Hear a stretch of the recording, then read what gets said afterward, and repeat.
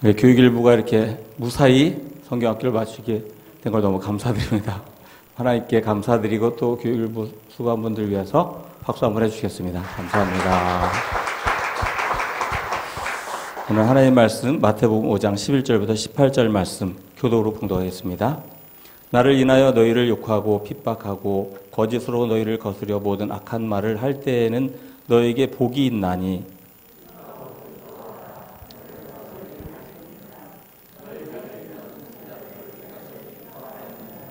너희는 세상의 소금이니 소금이 만일 그 맛을 잃으면 무엇으로 짜게 하리요 후에는 아무 쓸데없어 다만 밖에 버리워 사람에게 밟힐 뿐이니라.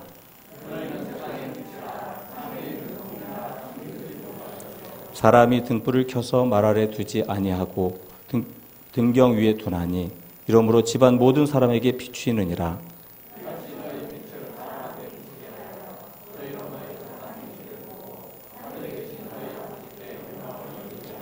내가 율법이나 선지자나 폐하러 온 줄로 생각지 말라. 폐하러 온 것이 아니요 완전케 하려 함이로라.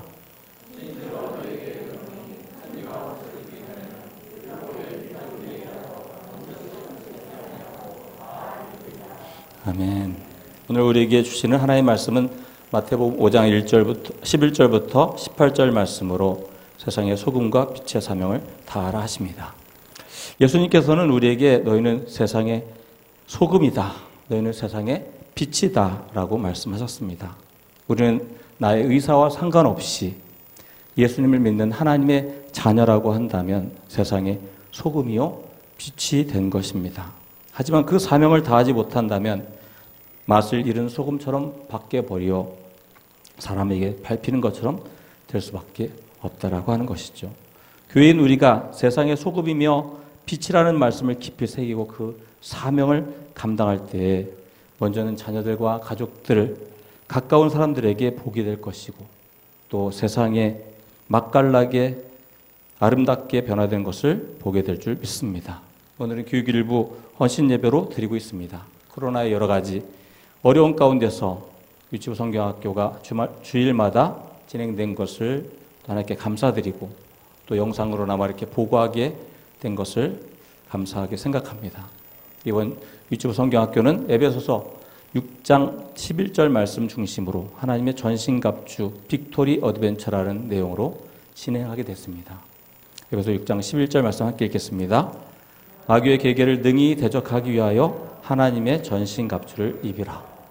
전신갑주에는 이제 구원의 투구, 평안의 복음의 신, 의의 흉배, 개정기역에는 의의 호신경 이렇게 써 있고요. 성령의 검, 진리의 허리띠, 믿음의 방패, 무시로 성령 안에서의 기도 이렇게 6가지에다가 이제 기도까지 이제 7가지의 전신갑주의 내용이 나와 있습니다.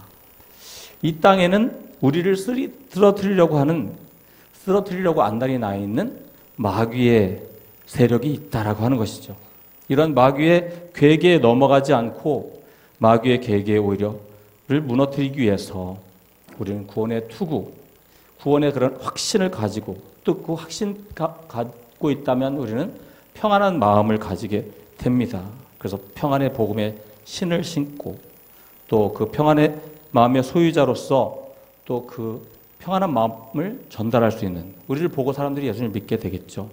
어쨌든 그 평안의 마음을 가지고 우리가 어떻게 살아야 되는가? 우리는 의롭게 살아가고 또 우리가 우리의 삶을 말씀으로 점검하면서 말씀으로 우리의 외적인 그런 기준을 세워나가고 또 그 말씀의 뜻 따라서 우리가 이제 살아가는 그런 삶이 우리가 될 때 믿음으로 살아가는 이제 믿음의 방패 이런 역할을 우리가 이제 보게 되게 됩니다.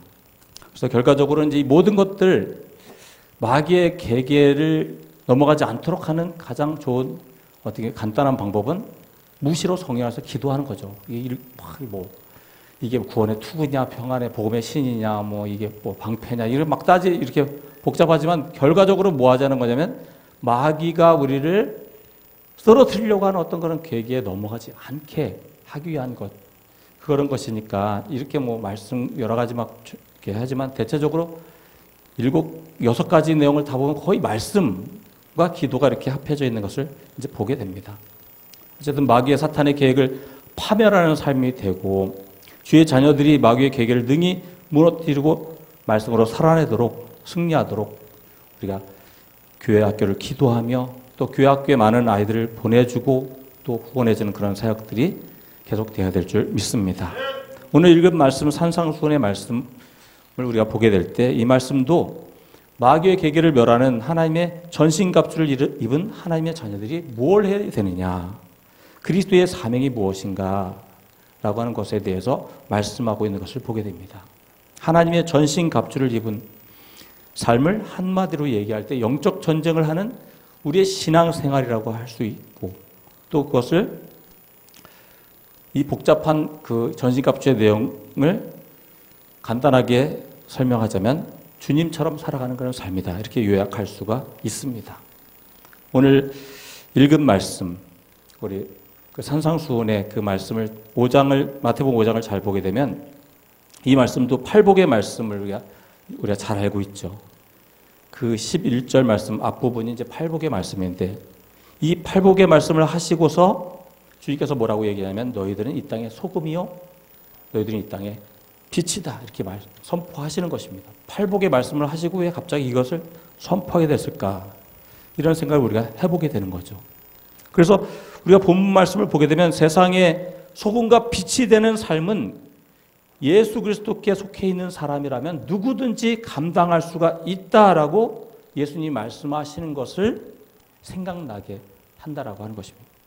우리는 예수님의 말씀을 신뢰해서 세상의 소금과 빛의 사명을 다할 것인지, 아니면 불신하여서 세상의 소금과 빛의 사명이 없다고 주장할 것인지를 분명하게 선택을 해야 됩니다. 열왕기상 18장 21절 말씀 함께 읽겠습니다. 엘리야가 모든 백성에게 가까이 나아가 이르되 너희가 어느 때까지 두 사이에서 머뭇머뭇하려느냐, 여호와가 만일 하나님이면 그를 좇고 바알이 만일 하나님이면 그를 좇을지니라 하니 백성이 한 말도 대답지 아니하는지라. 엘리야 선지자가 아합 왕에게 요청해서 이스라엘 백성들을 모으고 또 바알 선지자와 아세라 선지자 450명과 400명을 모아놓습니다. 그리고 450명하고 400명이 850명 앞에 홀로 서 있는 거예요. 솔직히 보이지도 않을 정도죠. 이스라엘 백성들이 다 보고 있습니다. 850명이 앞에 서 있고 자기는 한 명입니다. 그런데 이 엘리야가 담대히 외치는 것을 보게 됩니다. 너무나 당당하죠. 850명이 앞에 서 있는데 자기는 한 명입니다. 한 명. 여러분, 언제까지 양쪽의 다리를 걸치고서 머뭇머뭇거리고 있을 것입니까? 주님이 하나님이면 주님 말씀을 따르고 바알이 하나님이면 바알을 따르시오, 담대하게 얘기하는 거죠. 그런데 그 자리에 있는 이스라엘 백성들 아무도 숨을 죽이고 나서는 사람이 하나도 없었다는 거죠. 아멘이란 말 한마디를 하지 못하고 있었다라고 하는 거죠. 우리가 이 코로나 상황 가운데 우리의 모습이 어디에 있는지를 생각하게 하는 그런 모습이 아닌지 이 장면을 좀 깊이 생각해 볼 필요가 있습니다. 우리의 신앙의 모습은 점검돼야 됩니다. 많은 사람이 이야기한다고 진리가 될 수 없습니다. 하나님이 말씀하시는 것이 분명한데도 여러 가지 분위기에 밀려서 하나님의 뜻을 따르지 않고 있는 모습인지, 아니면 내가 지금 하나님의 뜻을 따르고 있는 것인지 생각을 해봐야 된다고 하는 거죠. 사랑이 하나님이니까 봐주시겠지. 절대 그렇지 않습니다. 하나님의 뜻이 분명하다면 하나님은 절대 봐주지 않습니다.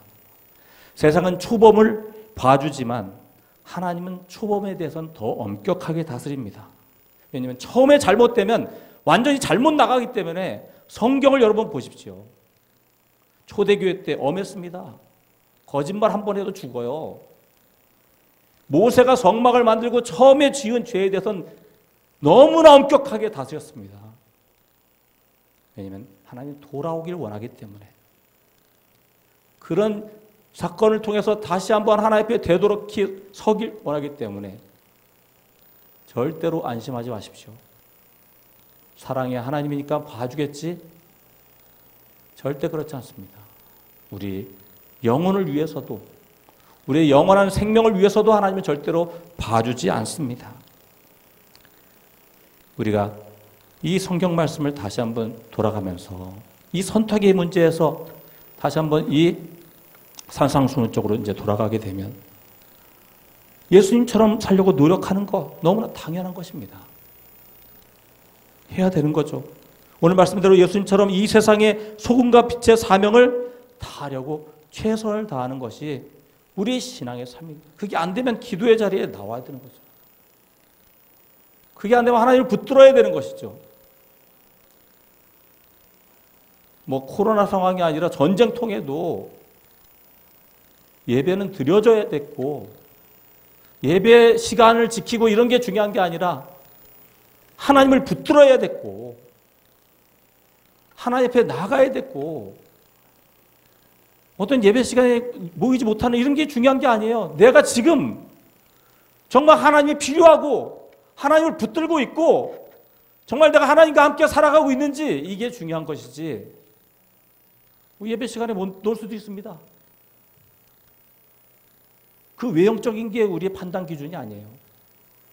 정말 내 안에 내적으로 나의 삶의 판단 기준이 하나님 말씀 앞에 내가 바로 서 있는지를 봐야 될 줄 믿습니다. 요한복음 8장 12절 읽겠습니다.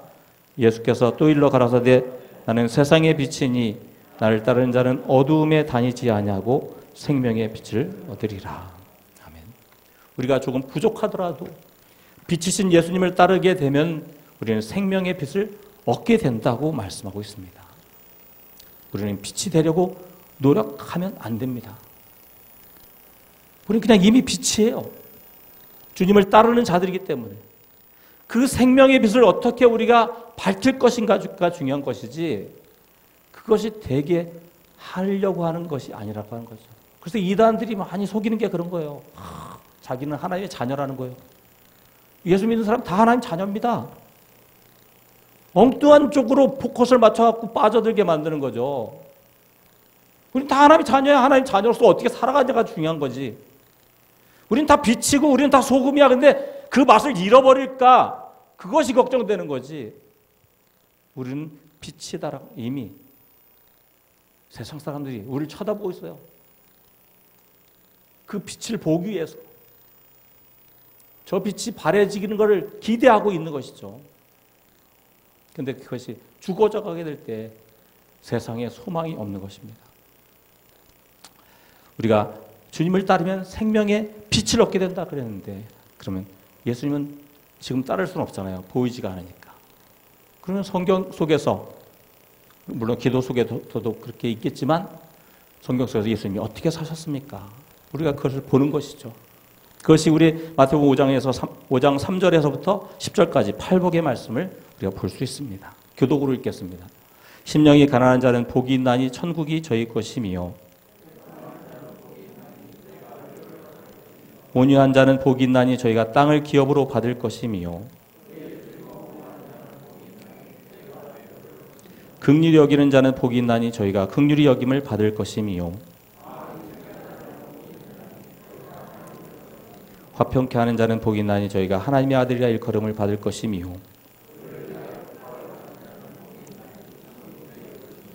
아멘. 팔복의 말씀입니다. 팔복은 무엇이 복된 삶인지 무엇이 행복한 삶인지를 말씀하고 있습니다. 근데 자세히 보면 팔복의 말씀에 4가지씩 이렇게 나눠져 있는 걸 보게 됩니다. 앞에 4가지는 형편과 처지를 얘기합니다. 심령이 가난하고 애통하고 온유하고 의에 주고 목만. 예수님이 이렇게 사셨습니다. 예수님이 이렇게 살았어요. 어떤 일을 했나 보면 긍휼히 여기고 마음이 청결했고 화평케 하는 역할을 했고 의를 위해 핍박을 받았다라고 하는 거죠. 팔복을 살아내는 분이 바로 예수님입니다. 그래서 팔복을 한마디로 요약하면 예수님을 따라 사는 사람은 복이 있다. 이렇게 할 수 있는 것이죠. 우리가 이 네 가지 형편과 처지를 우리가 보게 되면서 이 세상을 살아가며 어려움을 만날 때 팔복의 말씀을 생각하며 내 생각과 내 입술의 말과 내 삶의 계획을 조심해야 될 것입니다. 예수님을 따르는 자는 세상의 소금이요 빛이기 때문에 그렇습니다. 저는 솔직한 심정으로 목회자로서가 아니라 한 인간으로서 우리는 하나님의 자녀인데 왜 가난해야 되는가? 왜 애통해야 되는가? 왜 착해 빠져가지고 당하고 사는가? 왜 불의 가운데서 우리는 용서를 해야 되는가? 긍휼을 베풀고 또 우리는 화평케 하려고 하고 의를 위해서 핍박을 받아야 되는가? 이런 생각할 때 있습니다. 하나님 막 복 줘가지고 막 아무도 무시 못하게 온 천지가 다 하나님 건데 왜 가난하게 하고 애통하게 하고 이렇게 하시는가? 이런 생각을 할 때가 있습니다. 많이 하죠. 많이. 하지만 우리 팔복의 말씀을 읽을 때 이런 삶을 주님이 사셨다는 거죠. 이러한 형편을 살지 않아도 되시는 주님께서 가난하게 애통하며 때로는 사람들을 불쌍히 여겨서 온유한 마음으로 끝까지 늦게까지 사람들의 병을 고치기도 했으며 십자가에 달려 죽으시기 전에 마지막 순간까지도 예수님을 욕하고 있는 그 강도들을 용서하고 계셨다라고 하는 것입니다. 왜 나만 당하고 있는가 생각하는 분은 팔복의 말씀을 읽으면서 주님께 물어봐야 됩니다. 주님도 당하셨습니다. 왜 나만 당하고 있는가 하는 생각 들 때 그때가 바로 제일 잘 살고 있는 때입니다. 주님과 같은 처지와 형편으로 살고 있기 때문에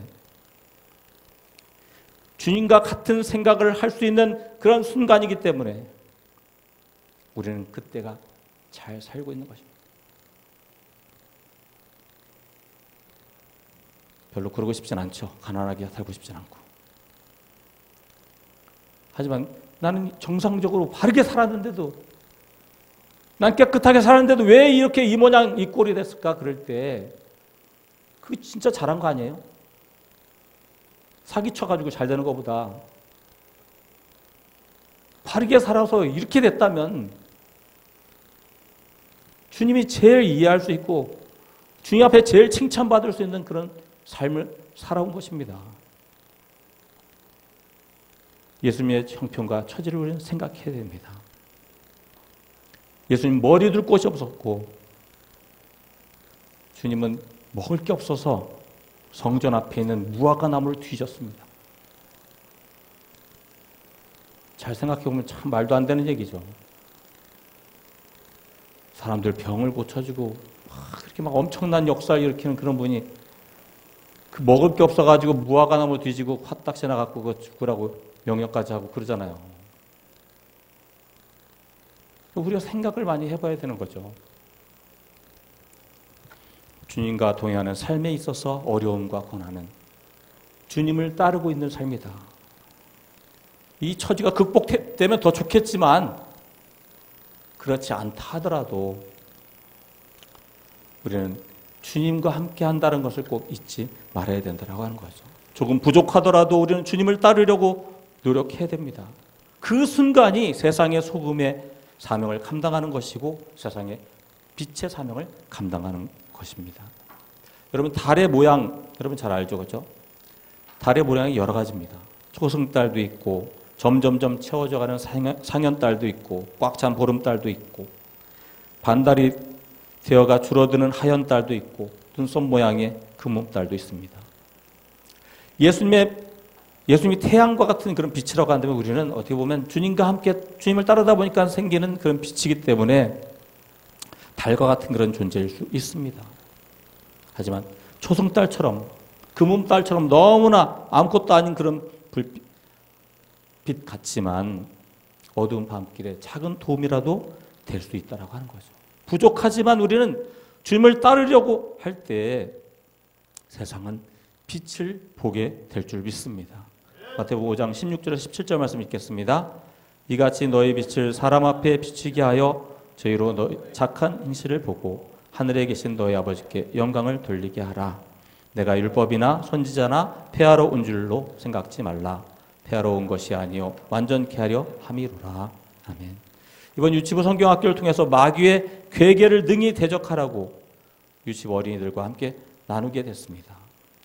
이 비슷한 말씀이 이제 마태복음 5장 뒤쪽에 나타난 것을 보게 됩니다. 그래서 너희는 세상의 소금과 빛이라고 말씀하면서 착한 행실을 통해서 빛을 비추라. 이 착한 행실은 율법의 완성이다. 이렇게 주님은 말씀하고 계시죠. 마태복음 5장 18절 이후 말씀부터 우리가 율법의 완성을 위한 착한 행실의 예를 주님께서 차근차근 구체적으로 들고 있는 모습을 보게 됩니다. 어떻게 보면 세상의 소금과 빛의 사명을 다하는 자에게 주어진 주의사항이라고 할 수도 있습니다. 마태복음 5장 17절에서 48절까지 말씀을 세 부분으로 나눠보면 19절에서 32절까지는 나보다 약한 자에 대한 말씀이고 33절부터 38절은 우리 서로 성도들에 대한 그런 말씀이고 39절에서 47절을 보게 되면 나보다 강한 자에 대한 그런 말씀을 보여주고 있습니다. 대체로 이런 세 개의 부류가 나오겠죠. 그죠? 그래서 나보다 약한 자에 대하여 하신 말씀을 먼저 이제 한번 두 절만 읽어보겠습니다. 함께 읽겠습니다. 나는 너에게 이르노니 형제에게 노하는 자마다 심판을 받게 되고 형제를 대하여 라가라 하는 자는 공에 잡히게 되고 미련한 놈이라 하는 자는 지옥불에 들어가게 되리라. 28절 나는 너에게 이르노니 여자를 보고 음욕을 품는 자마다 마음에 이미 간음하였느니라. 앞에 있는 부분 22절 보게 되면은 분노에 대해 말씀하고 있는 거죠. 우리는 누구에게 분노를 퍼붓는가? 강한 자에게 별로 퍼붓지 않죠. 어떤 특별한 어떤 경우가 아니고는 대체적으로 약한 자에게 분노합니다. 하지만 하나님께서는 그렇게 하지 않기를 원하시는 거죠. 또 간음에 대한 그런 내용도 보게 되면 여성이 그때 이제 굉장히 약한 존재였어요. 성적인 욕구의 대상으로 삼는 남자들에 대해서 이야기하는 이유가 있게 되는 거죠. 왜냐하면 여자가 약자였기 때문에. 현재는 약간 다른 면도 있지만 그래도 아직도 약자이긴 약자입니다. 그래서 그런 음란한 생각을 갖는 것까지 음욕을 품는 것까지도 죄다라고 하는 걸 이제 말씀하고 있는 거죠. 그래서 나보다 이건 좀 합쳐서 보게 되면 약한 사람들을 내 이익과 내 욕구를 위해서 수단으로 사용하지 마라. 내 이익과 욕구를 가지고 수단으로 사용하게 되면 뭐가 됩니까? 그건 사람이 아니라 물건이 되는 거예요. 뭐 심리학적으로 I, 막 이렇게 말을 바꾸지 않아도 나와 너, 나와 그것 이런 식의 어떤 대화가 아니어도 우리가 너무나 쉽게 알 수 있는 거죠. 그 사람을 수단으로 여기면 그건 물건이 되는 것입니다. 역지사지 사람 대 사람으로 존중하라는 것입니다. 하나님이 그걸 보고 계시고 하나님이 갚으시는 것입니다. 두 번째, 이제 세 번째로 넘어가겠죠. 나보다 강한 자에 대해서 하신 말씀 읽겠습니다. 나는 너에게 이르노니 악한 자를 대적지 말라. 누구든지 내 오른편 뺨을 치거든 왼편도 돌려대며 나는 너에게 이르노니 너희 원수를 사랑하며 너희를 핍박하는 자를 위하여 기도하라. 이게 첫 번째 39절 말씀은 로마 제국에 대한 이야기예요. 악에 대해서 우리가 대항해야 된다. 하지만 어떻게 해요? 그 대항 자체는 제가 성경 구절을 다 설명하기는 좀 어렵습니다. 그렇죠? 때릴 때 어느 쪽으로 때리냐에 따라서 이거는 때리는 게 아니라 이제 수치감을 주는 거잖아요. 뺨을 칠 때. 근데 이제 이런 그거 할 때 돌려대는 이유가 이제 저항적인 모습이 있는 거거든요. 근데 그런 저항을 하는데 어떻게 저항? 똑같은 방식으로 저항하는 게 아니라 선한 방식을 찾아야 된다는 걸 얘기하고 있는 거죠. 본문을 이제 다 여러분 집에 가서 읽어보시면 더 잘 알겠죠. 어쨌든 우리가 악을 대할 때 나보다 강한 자잖아요. 근데 그들에게 똑같은 방식으로 우리도 같이 약육강식으로 힘을 길러가지고 같이 막 패면서 그런 식으로 하는 게 아니라 선한 방법으로 해야 된다는 걸 이야기하고 또 44절에 보게 되면 여기 원수는 같이 예배드렸던 회당에서 같이 예배드렸는데 어느 날 기독교인이라는 이유로 기독교인들을 내쫓고 박해했던 유대인들을 향해서 이야기하는 것이죠. 유대인들은 적은 아니잖아요. 그렇기 때문에 그들이 정말 당연히 미워해도 될 정도로 그들이 고통을 주고 핍박했지만 절대로 그들을 미워하지 말고 그들을 사랑할 뿐만 아니라 그들이 복받기를 위해서 기도해야 된다. 이런 적극적인 모습을 얘기하는 거죠. 나보다 강한 자에 대해서 근본적인 악은 맞서야 되지만 선한 방법으로 맞서고, 또 생각이 달라서 의견이 달라서 미움이 생겼을 경우에 미워하지 말고 사랑하고 기도해야 된다. 목회자들 보고 자꾸 어느 당에 쓸 거냐, 진보냐 보수냐, 막 어른들은 저보고 진보락하고 젊은 사람들은 저보고 보수락하고, 저는 어느 쪽인지 저도 잘 몰라요. 헷갈려. 근데 그럴 때 우리가 이게 서로 미워하는 방법으로 된다면 우리나라 망합니다. 결국에 서로의 그 긍정적인 부분을 자꾸 잘못된 것은 쳐내고 할 때 이제 가능하게 되는 것이죠. 우리가 이렇게 약한 자나 강한 자를 대할 때 이 세상에 맛을 더하게 되는 것이고, 그리고 환히 비추는 빛이 될 줄 믿습니다. 마지막으로 이제 우리가 서로에 대해서는 어떻게 말씀하십니까? 34절, 37절 읽겠습니다. 나는 너에게 이르노니 도무지 맹세하지 말지니 하늘로도 말라. 이는 하나님 보좌임이요 오직 너의 말은 옳다 옳다 아니라 아니라 하라. 이에서 지나는 것은 악으로 쫓아나느니라. 아멘. 누가 우리가 하늘로 맹세를 합니까? 누가 함부로 하나님의 이름을 사용할까요? 이렇게 맹세하는 사람 치고 지키는 사람이 거의 없습니다. 이렇게 맹세하는 이유는 하나님의 권위를 더해가지고 자기 이익을 보려고 하는 거죠. 이것은 하나님의 이름을 망령되이 일컫는 것이고 하나님의 이름을 사유화하는 것이라고 하는 것입니다. 이 말을 잘 들어야 됩니다. 하나님의 이름이 자기 것인 양 마음껏 사용하는 일이 없어야 된다는 거죠. 예수님 당시에 어떤 사람이 그렇게 했습니까? 바리새인과 서기관들이, 율법사들이 하나님을 대신해서 하나님의 이름으로 정죄하고 비판하고 비난했습니다. 예수님은 거기에 맞서 싸웠다라고 하는 거죠. 장로들의 유전을 가지고 하나님의 말씀인 것처럼, 조금 생각해보면 말도 안 돼요. 안식일이라 병 고쳤으면 기뻐해야 되는데 오히려 그 범죄했다고 죄를 졌다고 거꾸로 뒤집어 씌웁니다. 우리는 서로에게 진실해야 됩니다. 우리는 타인에 대해 말할 때 사실에다가 사랑을 더해야 돼 말한다. 우린 설교 말씀을 통해서 눈이 들었습니다. 그리고 오늘 말씀에서 자기 자신에 대해서 옳으면 옳다, 그러면 그르다 이렇게 얘기해야 된다라고 하는 거죠. 하지만 어떤 사람은 옳으면 옳다 이렇게 하지 않고 자기가 옳다고 생각하는데 하나님이 옳다고 생각한다고 그렇게 얘기한다는 거예요. 우리 말 습관 중에도 그런 게 좀 있습니다. 안 고쳐지는 거, 그죠? 맛있습니까? 물어보면 맛있는 것 같아요. 아니, 지 생각을 지가 알지 누가 알겠어요? 그래서 자기가 같다 그러면 어떻게 해? 근데 이게 잘 안 고쳐지더라고요. 근데 이거보다 더 엄청난 것이죠, 이거는. 그죠? 우리가 맛있습니까? 그러면 하나님이 맛있다고 생각합니다. 이렇게 얘기하는 거랑 마찬가지예요. 지금 얘기하는 게 이게 굉장히 엄청난 것입니다. 내가 서운합니다. 이렇게 말해야 되는데 여러분 때문에 하나님이 서운해 하십니다. 이렇게 말하면 안 됩니다. 이거는 하나님의 이름을 망령되이 일컫는 것입니다. 성경 말씀을 통해서 우리는 물론 하나님께서 기뻐하시는 일을 하나님 기뻐하신다. 이렇게 얘기하면 맞아요. 하지만 내 생각인데 내 생각을 하나님이 말하는 것처럼 이렇게 말하면 이게 문제가 된다는 거죠. 자기 의견에 하나님 권위를 덮어 씌워가지고 그 사람을 장악해버리려고 하는, 세상 사람들이 볼 때 웃습니다. 웃어요. 이렇게 하는데 어떻게 세상의 빛과 소금의 역할을 감당할 수 있습니까? 싫으면 싫다고 하고, 하나님께 기도해 보고 하겠다고 얘기해놓고 기도도 안 해. 그래놓고 하나님 하지 말랬대요.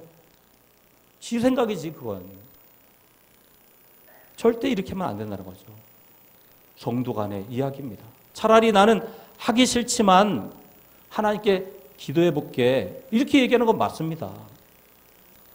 나 하기 싫어. 근데 하나님께 한번 물어볼게. 그런 경우는 대체로 하게 되는 거가 많죠. 우리는 성도들이 살아가는 모습을 세상 사람들이 판단하는 시대를 살고 있습니다. 우리를 세상 사람들이 인터넷에서 개독교니 뭐냐 하면서 판단하는 시대에 우리가 살고 있어요. 부끄러운 일이죠. 성도들이 살아가는 모습이 세상 사람들이 볼 때 말도 안 되는 일을 하고 있기 때문에 그렇게 하고 있는 것입니다. 우리가 세상을 판단해야 되는데 오히려 세상이 우리를 판단한 일을 한다면 맛 잃은 소금이 될 수밖에 없다라고 하는 것입니다. 기도 더 많이 했다고, 더 큰 은혜 받았다고, 교회 더 오래 다녔다고, 하나님과 더 친한 척하면서 하나님 이름을 망령되이 일컫지 말아야 된다고 하는 것이죠. 이것이 우리가 세상의 소금과 빛의 사명을 다하려고 할 때 성도 간에 지켜야 될 모습이라고 주님은 말씀하고 있는 것입니다. 요한복음 3장 16절 읽겠습니다. 하나님이 세상을 이처럼 사랑하사 독생자를 주셨으니 저를 믿는 자마다 멸망치 않고 영생을 얻게 하려 하심이니라. 아멘. 하나님은 세상을 사랑하십니다. 예수 믿는 사람을 사랑하는 게 아니라 세상을 사랑하십니다. 자기에게 죄 지은 우리들을 멸망시키지 않고 구원할 계획을 세우셨습니다. 독생자까지 주셔서 이 세상의 그 죄를 용서하시고 누구든지 믿는 자마다 영생을 얻게 하셨습니다. 우리가 먼저 믿었기 때문에 우리는 세상의 소금과 빛의 사명을 다해야 됩니다. 하나님처럼 이제 그들을 사랑하기 위해서 우리의 삶을 조심해야 되는 것이죠. 기독교 역사에서 우리는 세상의 소금과 빛의 사명을 어떻게 감당할까 많이 고민했습니다. 그래서 고지론이라는 게 있어요. 열심히 노력해서 높은 사람이 되라. 그러면 빛의 사명을 감당할 것이다. 근데 높은 사람이 될수록 불안해. 대통령이 되면 저 사람 잘못할까 봐 더 걱정돼. 부자, 돈 많은 기독교인이면 더 불안해. 이게 아니라는 걸 알게 되는 거죠. 성장주의. 교회가 막 성장하면 막 빛이 될 걸로 생각했어요. 근데 그게 아니야. 큰 교회일수록 욕 안 먹는 교회가 없어. 신비주의. 기도만 열심히 하면 된다 이렇게 생각했는데 그것도 오해였어요. 성경은, 주님은 그렇게 얘기하지 않습니다. 우리의 행실을 보고, 우리가 빛을 발할 때 우리의 행실을 보고 세상 사람들이 그 빛을 보게 될 것이라고 얘기하고 있는 것이지, 우리가 사랑하지 아니하면 절대로 그 사랑이 없이는 빛이 될 수가 없다라고 하는 것입니다. 주님의 사랑을 받아 하나님의 자녀가 된 성도 여러분, 여러분은 세상의 소금이요 빛입니다. 여러분의 형편과 처지에 낭망하지 마십시오. 형편과 처지는 어려울수록 우리는 주님을 따르는 삶을 기억하시기 바랍니다. 우리의 착한 행실을 보고 세상 사람들이 하나님께 영광을 돌리게 될 줄 믿습니다. 주님께서 부르신 곳에서 사랑함으로 연약한 자든지 강한 자든지 함께하는 자든지 어떻게 하든 사랑함으로써 세상에 소금과 빛의 사명 다하시는 여러분 되기를 주님의 이름으로 축원합니다.